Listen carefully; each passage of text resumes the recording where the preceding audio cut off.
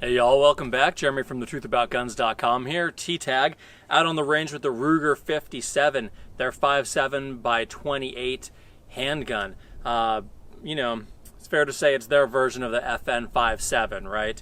Polymer frame, steel slide, has a little delay to the mechanism, and it shoots that 5.7 by 28 cartridge. It does it at a lot more affordable of a price than the FN 5.7, and it's a little bit easier on the hands. It's still a long magazine, so you've still got a relatively deep grip front to back, but it feels a little easier to grab than a 5.7.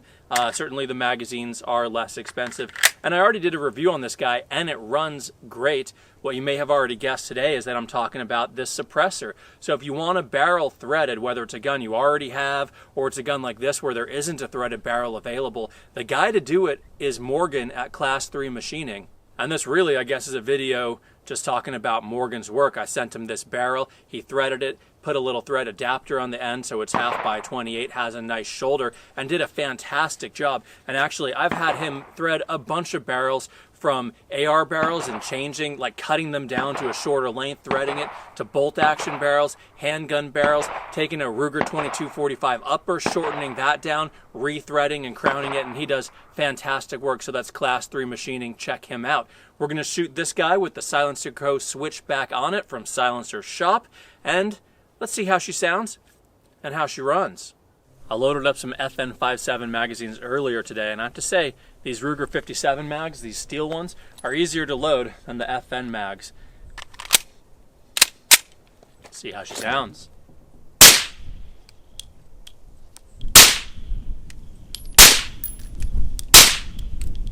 Not bad. Relatively quiet. We do have a delay in this action, so that helps. My brass is going into low Earth orbit. The added back pressure from the suppressor, definitely noticeable in the Ruger-57 action. I can feel some debris hitting me in the face, and I can hear that brass whizzing off into the distance and landing pretty freaking far away. So, not quite tuned ideally for running suppressed.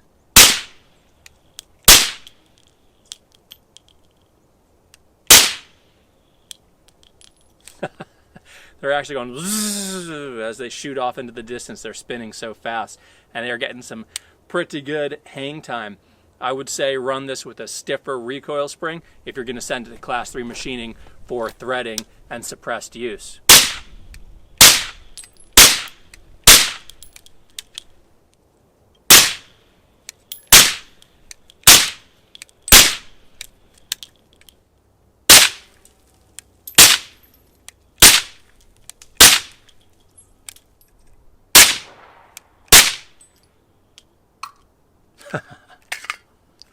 Nice. A lot of heat coming off this suppressor. Definitely got to work out shooting 5.7 on a short barrel like this. But man, we're all good. Totally reliable, really fun to shoot, quieter than I expected.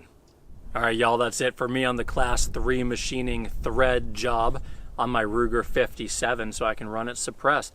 I was really happy with how it sounds and how reliable it was.